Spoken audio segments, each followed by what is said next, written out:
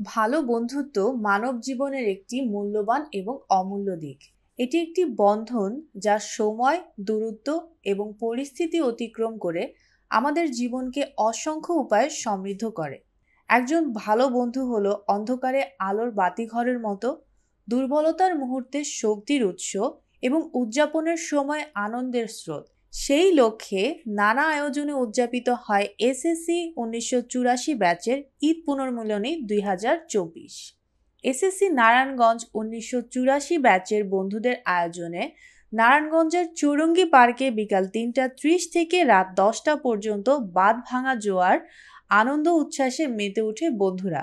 বন্ধুরা যেন ৪০ বছর আগে ১৯৮৪ সালে ফিরে গিয়েছিল। অনুষ্ঠানে আড্ডা, স্মৃতিচারণ, গল্প ইত্যাদির সাথে ছিল মনোজ্ঞ সাংস্কৃতিক অনুষ্ঠান। ৮৪ ব্যাচের মেহেদী, মামুন সহ অন্যান্য শিল্পীরা গান পরিবেশন করেন। জয়যাত্রা টিভির সাথে অনুষ্ঠান নিয়ে অনুভূতি ব্যক্ত করেন এসএসসি ১৯৮৪ ব্যাচের কেন্দ্রীয় অ্যাডমিন হাসিবুল হাসান, ৮৪ ব্যাচ নারায়ণগঞ্জের অ্যাডমিন ফয়েজ আহমেদ, সাখাওয়াত হোসেন সেলিম, সেলিনা ওয়াজেদ মিনু, রাকিবুল হাসান খোকন সহ অন্যান্যরা। এ সময় তারা বলেন, আপনি চুরাশিয়া নারায়ণগঞ্জের অ্যাডমিন, এত বড় একটা প্ল্যাটফর্মে মানে এসএসসি চুরাশিয়ান প্ল্যাটফর্মে আপনার মূল্যায়নটা কি হবে? আসলে আমি তো অ্যাডমিন হয়েছি নতুন। আমি অ্যাডমিন ছিলাম না আগে, একজন সাধারণ সদস্যই ছিলাম। তো আসলে আমি বারবার একটা স্বপ্ন দেখছিলাম যে আমি নারায়ণগঞ্জ থেকে একটা প্রোগ্রাম কীভাবে করা যায়। তো অনেকের সঙ্গে আলাপ করেছি, অনেকে নিরুৎসাহিত করেছে, অনেকে আবার উৎসাহ জুগিয়েছে। তারপর ভাবলাম যে না, করেই ফেলি। তো আসলে আমার স্বপ্নটা হচ্ছে আমি বড় একটা প্রোগ্রাম করব, সেটা অ্যাটলিস্ট ২,০০০ লোক নিয়ে, মানে ২,০৮৪ নিয়ে আমি একটা বড় প্রোগ্রাম করার স্বপ্ন দেখছি, এবং সেটারই ওয়ার্ম আপ অনুষ্ঠান হিসেবে এই আজকের অনুষ্ঠান।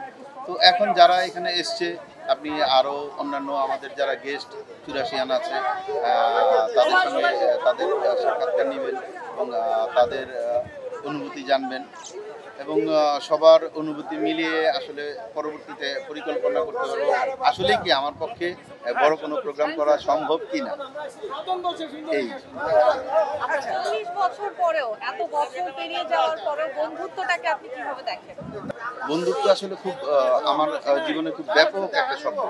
আমি বন্ধুত্ব ছাড়া কখনোই থাকতে পারি না। সেই ক্লাস বেবি থেকে শুরু করে আমার এখানে আজকের অনুষ্ঠানে আমার অনেক বন্ধু আছে, যারা আমার ক্লাস বেবি থেকে শুরু করে আজ পর্যন্ত তাদের সঙ্গে টিকে আছি।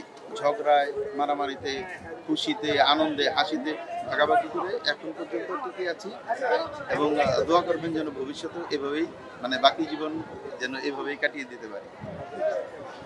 আপনি চুরাশিয়া নারায়ণগঞ্জের অ্যাডমিন, আজকের এই প্রোগ্রাম নিয়ে আমাদের কিছু বলুন।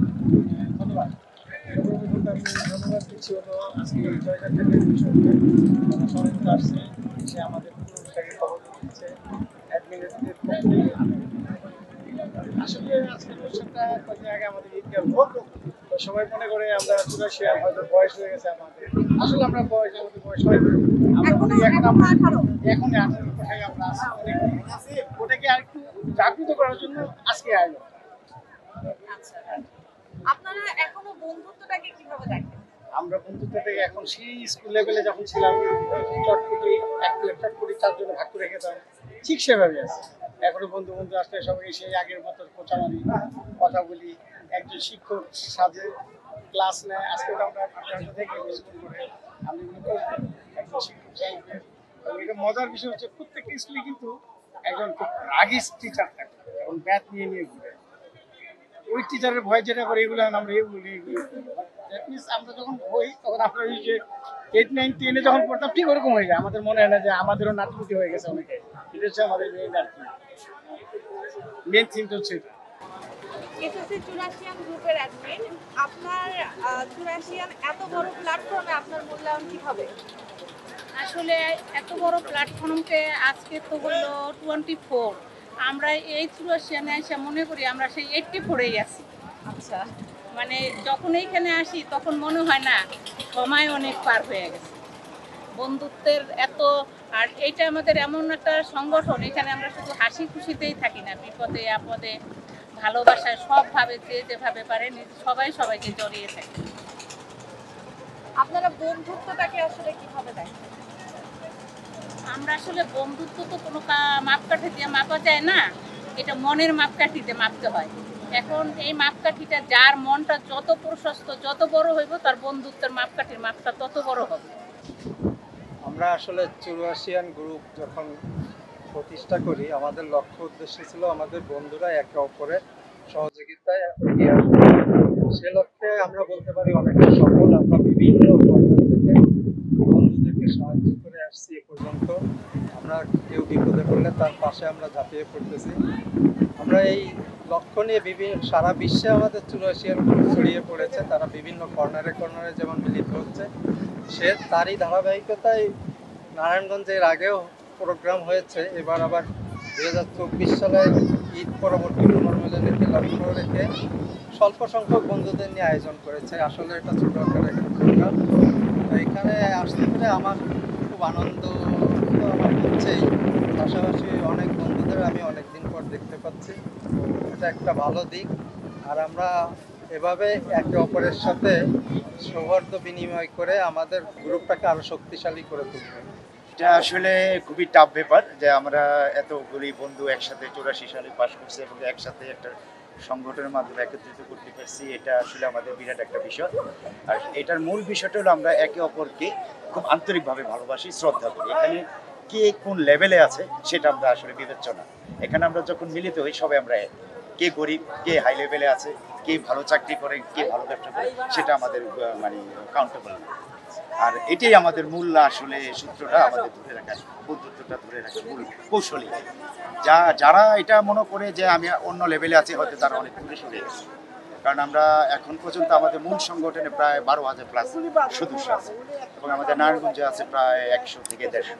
তো যারা এই ধরনের মন মানসিকতা নিয়ে থাকে যে আমি ওই লেভেলে আছি বা ওই লেভেলে আছি, তারা একটু দূরেই আছে এবং তাদের আমরা দূরেই রাখি। যারা আন্তরিকভাবে আন্তরিক বন্ধুত্বকে সম্মান করে, আমরা শুধু তাদের সাথেই আছি এবং থাকবো।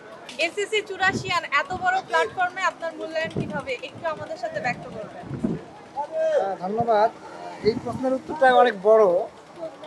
প্ল্যাটফর্ম যেটা এসএসসি চুরাশিয়ান বা 84, আমরা তো 40 বছর আগে মেট্রিক পাস করেছি। আমরা যে আমাদের বন্ধুত্ব ধরে রাখছি, বিশেষ করে আজকের এই আয়োজনের মধ্যে যেটা দেখতে পাচ্ছি আমি, আপনারাও দেখছেন, যে এখানে কিন্তু একেবারে আমার ছোটবেলার বন্ধুরা আছে, যাদের সাথে আমি বড় হয়েছি। এই ফিউচারে যাদের সাথে বন্ধুত্ব হয়েছে কলেজ ইউনিভার্সিটিতে বিভিন্ন পর্যায়ে তারাও আছে। তো বন্ধুত্বটা ব্যাপার যেটা ধরে রাখতে হয়, যোগাযোগ করতে হয়, ওভাবে থাকে। যেটা না বললেই না, যদি একটু দৃষ্টিকটু, ইদানিংকালে ছেলে মেয়েদের মধ্যে এটা কম দিক। তো আমাদের বন্ধুত্ব বিরাট বিরাট ব্যাপার। বন্ধুত্ব সবসময় ছিল, থাকবে। পরিসরে সবাইকে নিয়ে আমরা সেটাকে এভাবে ধরে রেখেছি যাতে মাঝখানে একটা গ্যাপ আমাদের মধ্যে কোনো রকম বছর আগে ফিরে যায়, শাখা থেকে শাখা। অনুষ্ঠানের শেষে পরবর্তীতে দেশ বিদেশে অবস্থানরত বন্ধুদের নিয়ে নারায়ণগঞ্জ চুরাশিয়ান বন্ধুরা বড় পরিসরে বন্ধু মেলার আয়োজনের কথা জানান।